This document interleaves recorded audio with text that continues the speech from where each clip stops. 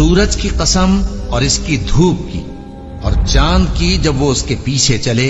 اور دن کی جب وہ اسے روشن کر دے، اور رات کی جب وہ اسے چھپا لے، اور آسمان کی اور اس ذات کی جس نے اسے بنایا، اور زمین کی اور اس ذات کی جس نے اسے پھیلایا، اور نفس انسانی کی اور اس کی جس نے اسے درست کر کے بنایا، پھر اس کو بدکاری سے بچنے اور پرہیزگار بننے کی سمجھ دی کہ جس نے اپنے نفس کو پاک رکھا وہ مراد کو پہنچا، اور جس نے اسے خاک میں ملایا